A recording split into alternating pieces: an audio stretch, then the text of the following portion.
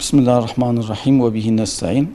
Tasarruf çok önemli bir kazanım, çok önemli bir değer. Tasarruf etmek, iktisat etmekle aynı anlama gelmektedir. İktisat etmemeye biz israf diyoruz. Kur'an-ı Kerim'de bu tebzir şeklinde de ifade ediliyor. Peki israf ve tebzir ne demek? Herhangi bir edimi ölçüsüz bir şekilde ve faydasız bir şekilde haddinden fazla kullanmaktır. Hz. Peygamber Aleyhisselatü Vesselam'ın hadis-i şeriflerinde iktisat eden kişinin fakirleşmeyeceğini ifade etmiyor maddi anlamda. Bu şu anlama gelmektedir. İktisatı olan cemiyetler, toplumlar, medeniyetler ve ülkeler her zaman daha fazla kalkınmaya, ilerlemeye, terakkiye açık olmaktadırlar. Cenab-ı Allah Kur'an-ı Kerim'de innel mubezzirine kânu ihvâneşşeyâtin diyor. Yani israf edenler şeytanların arkadaşlarıdır şeklinde. Yine birçok ayeti kerimede Cenab-ı Allah Müslümanları, müminleri anlatırken onların israf etmediklerini, aynı şekilde cimri de olmadıklarını, ikisi arasında iktisatlı davrandıklarını ve tutumlu olduklarını söylüyor ve bu meyanda birçok ayet-i kerime bulunmaktadır. Hz. Peygamber Aleyhisselatü Vesselam da bununla ilgili olarak iktisat eden kimsenin fakirleşmeyeceğini, Cenab-ı Allah'ın roze mahşerde kişiye ömrünü nerede geçirdiğini, ilmiyle amel edip etmediğini, bedenini nerede eskittiğini, yaşlandırdığını ve malını nereden kazanıp nerede tükettiğini soracaktır. Kur'ani bir üsluptur. İsraf kelimesi sadece mal bağlamında geçmemektedir.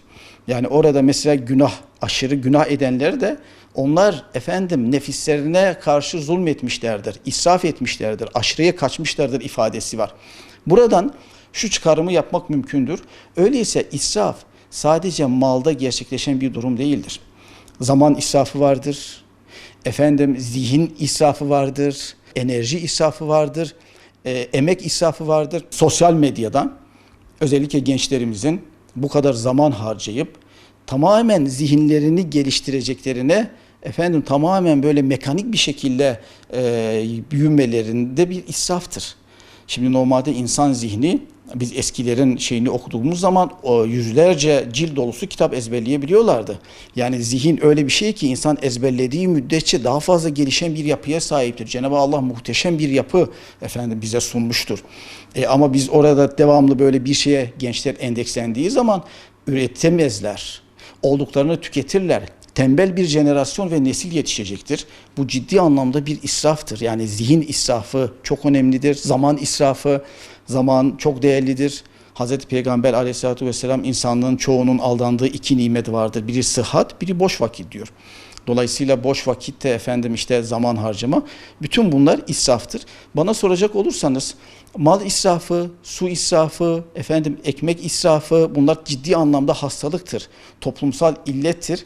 Bireysel düzeyde bunları prensip haline getirip israf etmemeye çalışmak lazım. Ama bana soracak olursanız bundan daha önemlisi zihin israfı.